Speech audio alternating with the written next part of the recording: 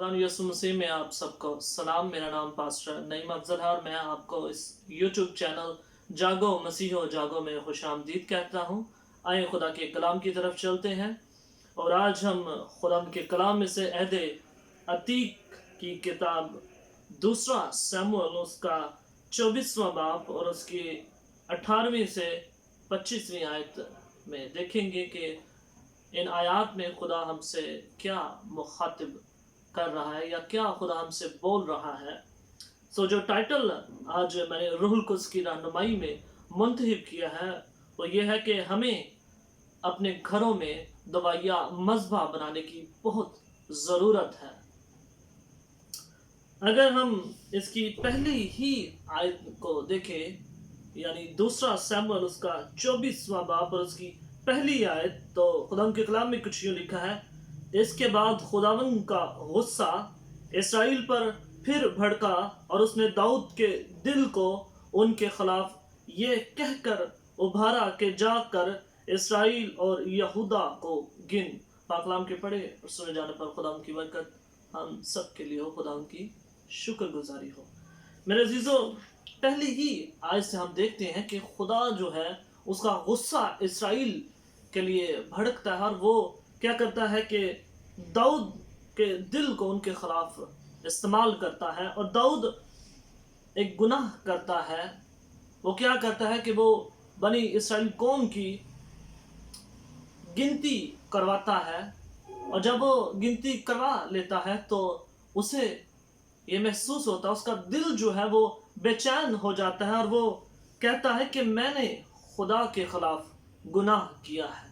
और आगे चलकर अगर हम पूरे चैप्टर को देखें 24वीं आयत से 18वीं और 25वीं आयत तक, यानी 18वीं से लेकर 25वीं आयत में मैंने आपको बताया, लेकिन मैं ये चाहता हूँ कि आप पूरा चैप्टर का अगर मुतालिया करें तो मेरे अजीजों पता चलता है कि जब वो मर्दमशुमारी कर लेता है तो उसका दिल कैसे बेचैन हो जाता है। तो खुदा फिर जो है क्या करता है, खुदा अपने बंदा को जो दाऊद का गैबीन था जिसका नाम जाद था उसको दाऊद के पास भेजता है और दाऊद से कहता है कि अब तू फैसला कर कि तू इन आफतों को जो मैं तेरे ऊपर लाने वाला हूं इनमें से एक को मुंतहिब कर ले।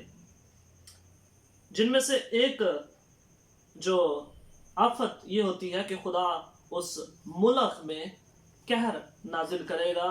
दूसरी आयत में खुदा कहता है कि मैं तमाम लोगों को गैर अक़वाम के हवाले कर दूंगा। लेकिन तीसरी जो आफत थी वो ये थी कि खुदा ये कहता था कि मैं 3 दिन तक मुल्क में वबा नाजिल करूंगा। दाऊद जो होता है वो कहता है कि मैं कैसे फैसला करूं, मैं लोगों के हाथों में पढ़ने से बेहतर है कि मैं खुदा के हाथ में पढ़ूं क्योंकि खुदा रहीम है। सो खुदा जो है वो इसराइल पर वबा भेजता है। तो जब वबा शुरू होती है तो तकरीबन 70,000 लोग जो इसराइली जो है वो इस वबा से मारे जाते हैं। तो दाऊद बड़ा बेताब होकर खुदा के हजूर जाता है और कहता है कि खुदा गुनाह तो मैंने किया है, सज़ा तो मुझे मिलनी चाहिए, दूसरे लोगों को नहीं मिलनी चाहिए। तो खुदा फिर उस खुदा के बंदा जो था जाद जिसका नाम था, खुदा उससे मुखातिब होता है कि जा दाऊद से कह। और वो दाऊद से जाकर कहता है कि खुदा ने मुझे इसलिए भेजा है कि तू जाकर क्या कर, खुदा के लिए एक मज़बा बना। और इसके बारे में अगर हम 18वीं आयत में देखें तो लिखा है, उसी दिन जाद ने दाऊद के पास आकर उससे कहा कि जा और यबूसी ओरना के खिलान में खुदावन के लिए एक मज़बा बना। 19वीं आयत में लिखा, सो दाऊद जाद के कहने के मुआफिक जैसा खुदावन का हुक्म था उसने क्या किया, उसने वैसा ही खुदा के लिए एक मज़बा बनाया। और आगे जाके जब इसकी आखिरी आयत 25वीं आयत में देखते हैं तो मज़बा बनाने के बाद खुदा के हजूर दाऊद सख्तनिये कुर्बानियाँ चढ़ाता है और लिखा है कि उसकी दुआ जो है वो सुनी खुदा ने और वबा जो है इसराइल में से जाती रही। लेकिन यहाँ पर गौर करने वाली बात यह है कि उसने खुदा के लिए एक मज़बा बनाया। मेरे अजीजों, आज मसीहों को अपने घरों में मज़बा बनाने की ज़रूरत इस लिए है कि हम खुदा को शायद भूल चुके हैं। हमारे घरों में मज़बे नहीं हैं, हमारी ज़िंदगियों में मज़बों की कमी है। मौजूदा हालात में चर्चेज जो है वो बंद हुए हुए हैं, लेकिन मेरे अजीज़ों हमारे घर तो खुले हुए हैं। हमें अपने दिल को हमें अपने घरों को खुदा के लिए खोलना है, खुदा के लिए मज़बा बनाना है। मज़बा क्यों ज़रूरी है? मज़बा इसलिए ज़रूरी है क्योंकि ये खुदा की हजूरी को हमारे दरमियान कायम रखता है।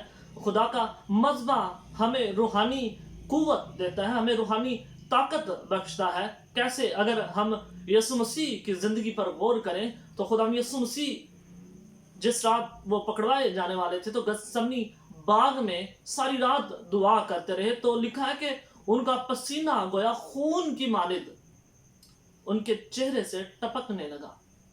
और लिखा है कि फिर खुदा का फरिश्ता जो है वो खुदा यीशु मसीह के पास आता है और उन्हें तकवीयत बख्शता है। मेरे अजीजों, मज़बा जो है वो खुदा की हजूरी को आपके पास लेके आता है। खुदा का मज़बा जब हमारी ज़िंदगियों में होगा, खुदा का मज़बा जब हम अपने घरों में कायम करेंगे, तो ये मज़बा हमारे हालात को तब्दील कर देगा। अगर हम यकूब के ख़त में देखें, यकूब 5 बाब और उसकी 18वीं और 19वीं आयत में लिखा है कि एलिया हमारा हम तबीयत इंसान था, लेकिन जब उसने दुआ की तो वो 3 साल जो कहर के थे तो आसमान से बारिश नाजिल हुई। मेरे जीजो, उस मुल्क में कहर जो था वो ख़त्म हो गया। दुआया मज़बा वो जगह है जहाँ पर खुदा अपने लोगों से उनको रोयाएं बख्शता है, मुकाशफात बख्शता है।